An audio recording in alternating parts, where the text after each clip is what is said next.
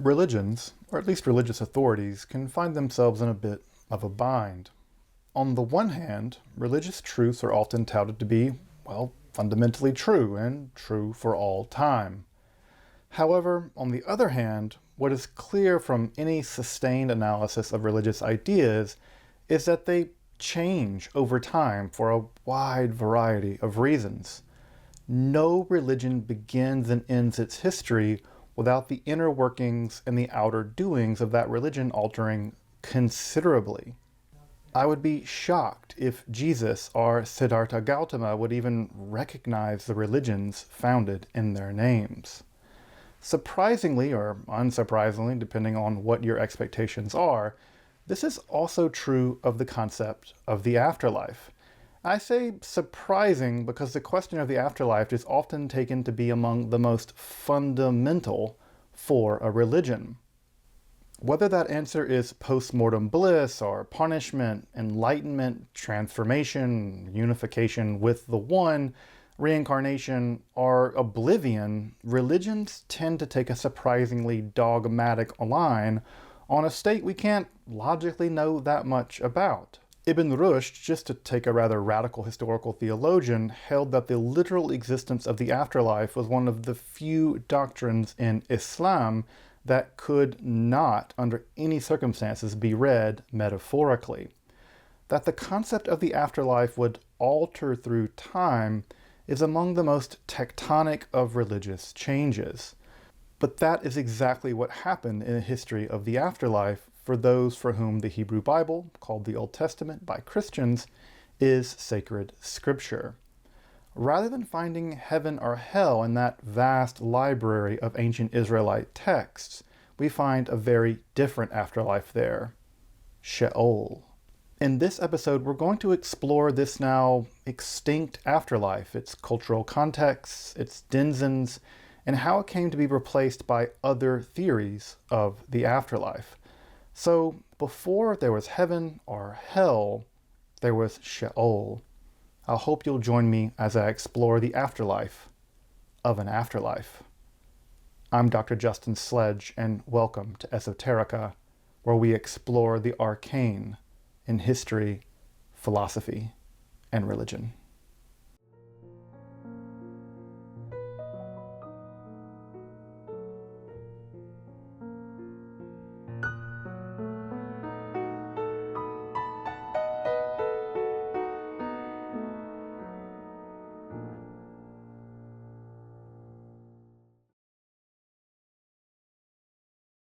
The ancient Near East, like virtually all cultures, was rather taken with the afterlife.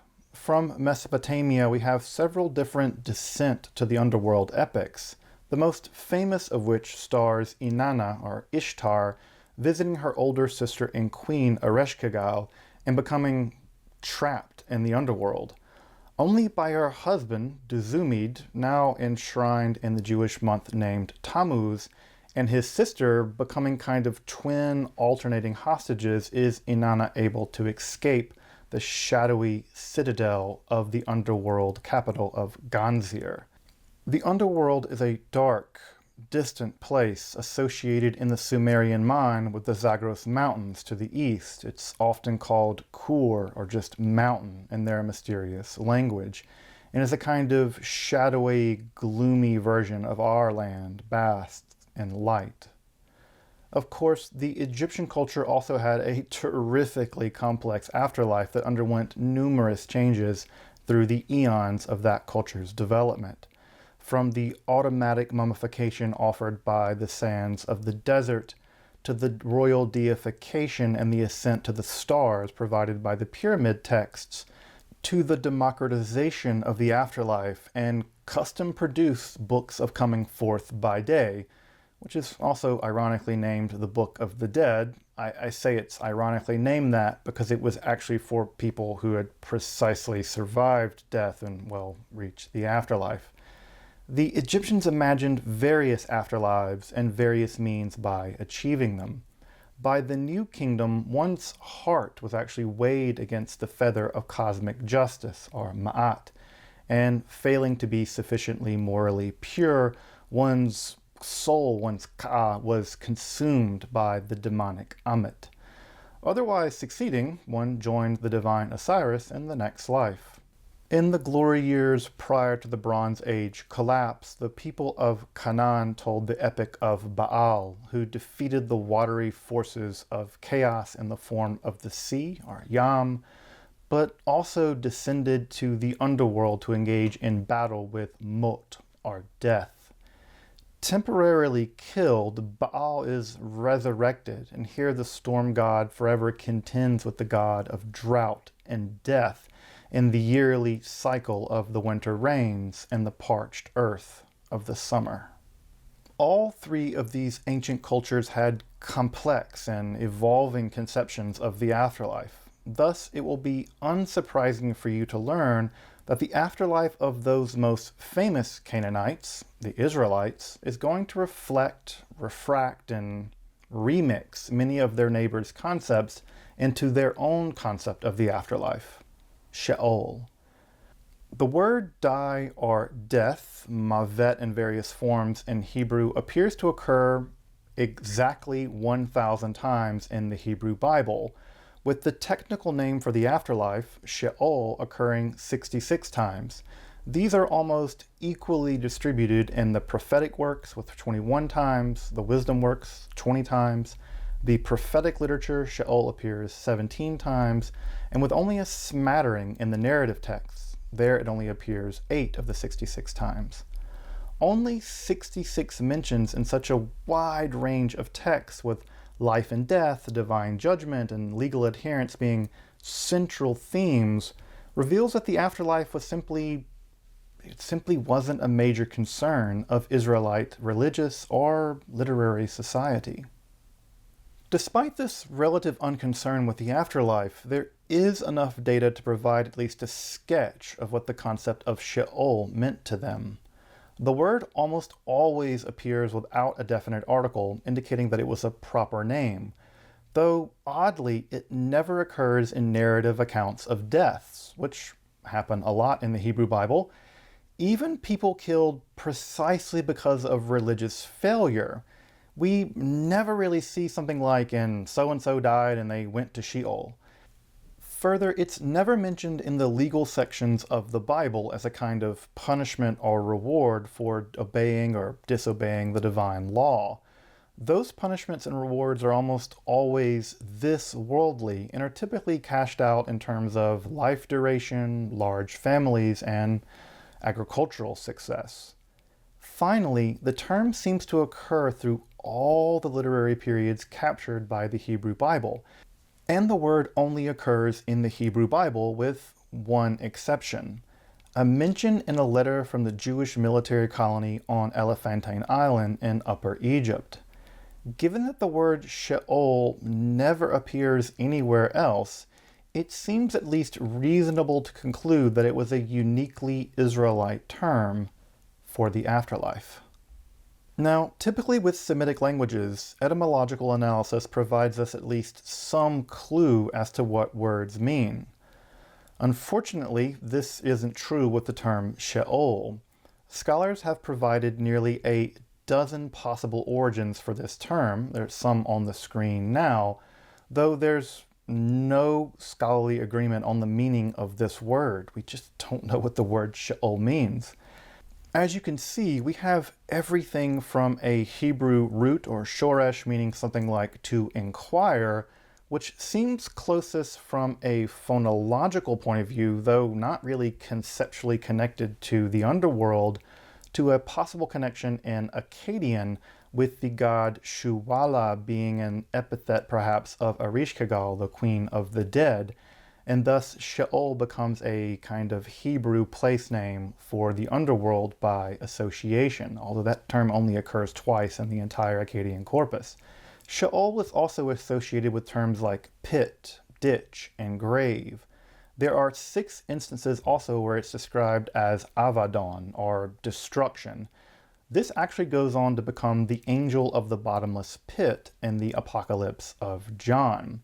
Though it's also worth noting that Sheol never gets personified in the Hebrew Bible like Mot in the earlier Canaanite mythologies. I have to admit that none of these etymologies are terribly satisfying, and that the origin of this word will likely remain mysterious. The term Sheol is also a great example of when a specific theological concern is brought to bear in translation. The Presbyterian R. Laird Harris rejected the idea that Sheol was the destination of all the dead, good and evil, and for theological reasons tied to his Christian faith. Given this, he refused to read the term Sheol as basically anything other than the literal grave that a corpse is put into. In fact, he argued that the ancient Hebrews couldn't imagine anything deeper than a really deep grave for some reason, because, they never talked about the ocean or anything like that. Regardless, this wouldn't have been a big deal. People have all kinds of, let's call them odd ideas about how to do Bible translation, if he weren't the chairman of the Committee on Bible Translation for the New International Version, or the NIV edition of the Bible, probably the second most popular translation of the Bible into English. So this is a case where one guy's very idiosyncratic read of the Hebrew Bible basically gutted a hugely popular translation of the Bible of an entire Israelite religious concept, and a concept of no less importance than that of the afterlife. It looks like it's going to be an early day for whiskey here at Esoterica.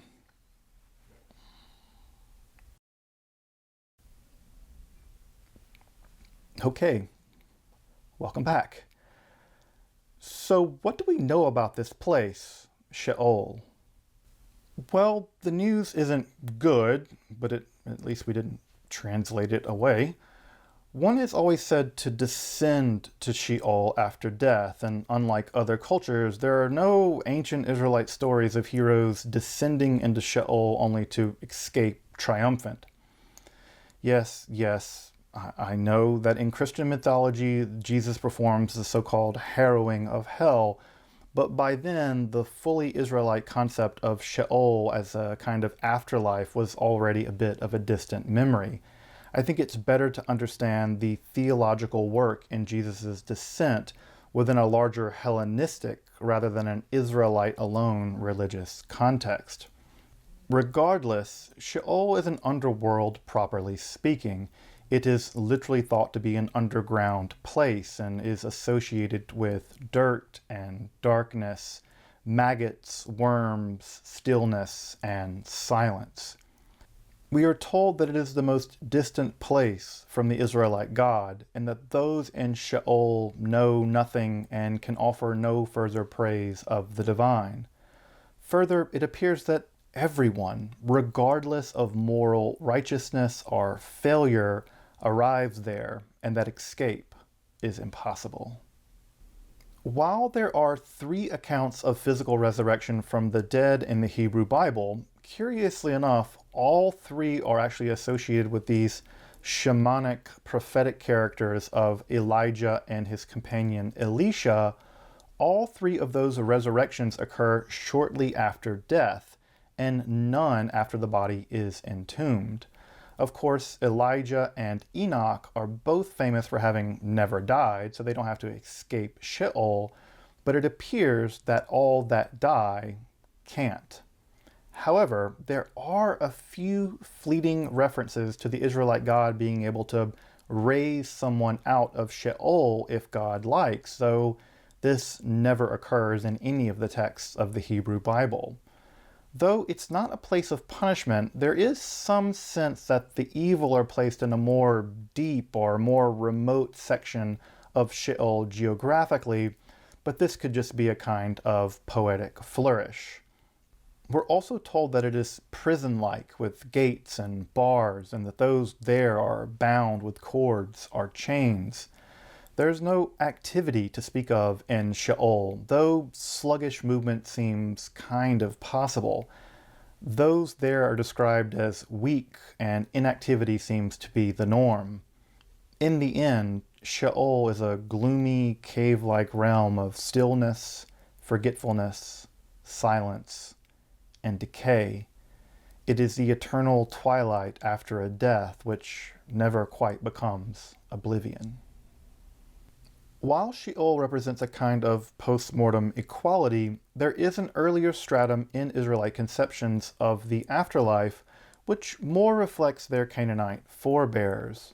In the earlier Bronze Age texts from Ugarit, we learn of ghost-like entities called Rape-Uma, although the vocalization on this word isn't quite clear.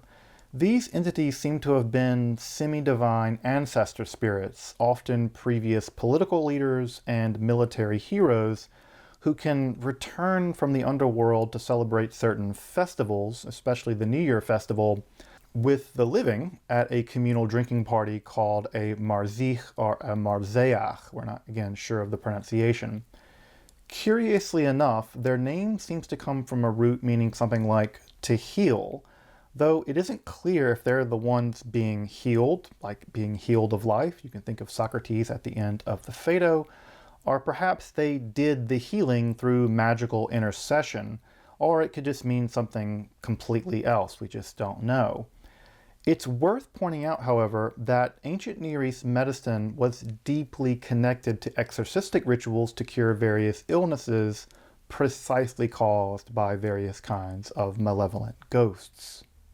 Something of these concepts seems to have survived into Israelite culture, though it appears controversially so. In Hebrew, the Rephaim describe a range of different beings, though they are usually linked to unusual, heroic, or kind of gigantic beings, like the literal giants, such as Og of Bashan. In a few places in the Hebrew Bible, the term seems to continue to reflect the more archaic Canaanite sense of the ancient, powerful dead. Though in the 8 times this term occurs to refer to the dead, it never occurs with a definite article, and it seems that by that time it's entered into Hebrew and has become a kind of general term for those that exist in Sheol.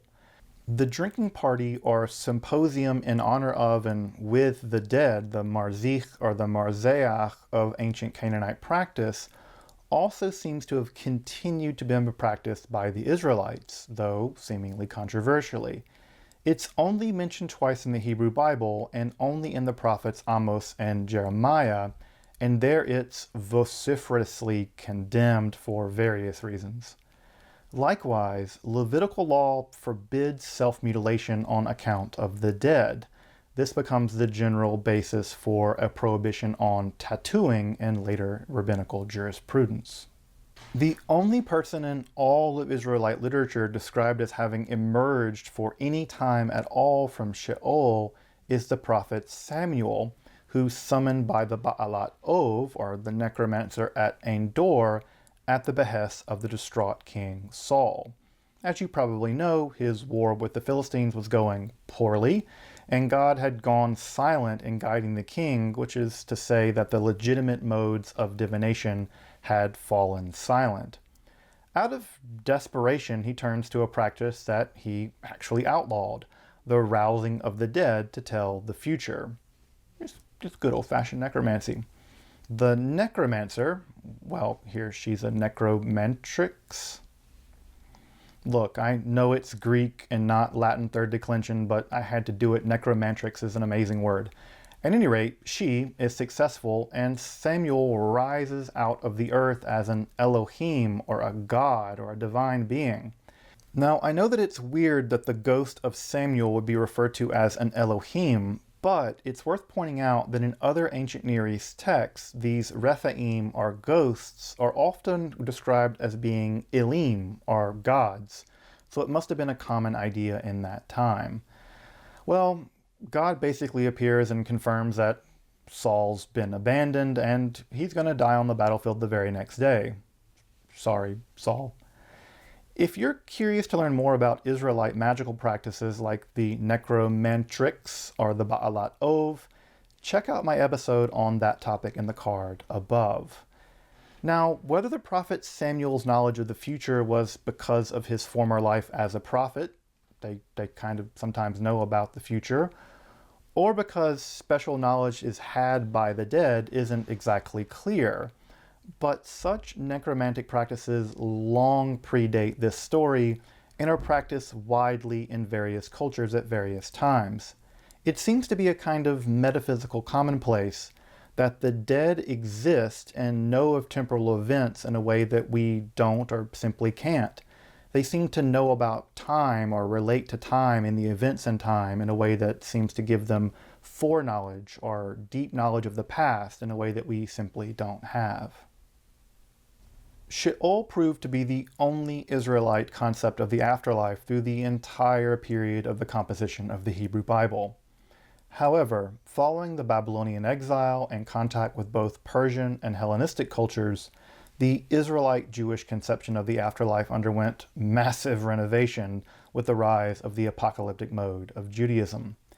In fact, it's precisely during this period that the afterlife is bifurcated into the blissful heavenly ascent, a robust concept of physical resurrection and divine judgment, and, of course, a realm of, unending torment, such as Gehenna or Hell. These all become popular in Judaism and, of course, go on to great fame in Christianity and Islam. Curiously, the afterlife in Judaism would continue to develop, with a radically Kabbalistic renovation of the concept starting in the 13th century, and nothing short of reincarnation being introduced and normalized starting in the 16th century. I suspect the afterlife hasn't seen its last renovation. If you're interested in magic, esotericism, or the occult, make sure to subscribe and check out my other content on topics on esotericism. I think you'll find them interesting. Also, if you want to support my work of providing accessible, scholarly, and free content on topics in esotericism here on YouTube, I hope that you consider supporting my work on Patreon or with a one-time donation. You can find those links below, and I deeply appreciate your consideration of supporting my work on this channel. This episode wouldn't have been possible without consulting the most exhaustive and up-to-date study of Sheol. That's Philip Johnston's Shades of Sheol. This is a wonderfully careful text and takes in a wide range of sources from the ancient Near East to synthesize as clear a picture as you're going to get of what Sheol was. As you might imagine, the text can be a little specialized at times, but does really manage to be approachable nonetheless. If you want an all-around academic study of the afterlife from the ancient Near East to the rise of Islam, then make sure to check out Alan Segal's Life After Death. This massive tome, which is actually really affordable used, covers a profound width and depth of analysis, and Segal's scholarship is incredibly top-notch. You may actually know him from his study on the so-called Two Powers in Heaven heresy, which is also a really fine work of scholarship on its own. Finally, I would also recommend Richard Steiner's book Disembodied Souls if you're interested in that topic and as it appears in the ancient Near East. While this text is rather technical and it may be a bit inaccessible for the non-specialist, it is a solid work of scholarship. And it also includes the best analysis I've seen of that weird witches catching souls and net basket passages in Ezekiel I've seen. Sorry, that kind of got into the weeds there all of a sudden. Well, until next time, I'm Dr. Justin Sledge, and thank you for watching Esoterica, where we explore the arcane in history, philosophy, and religion.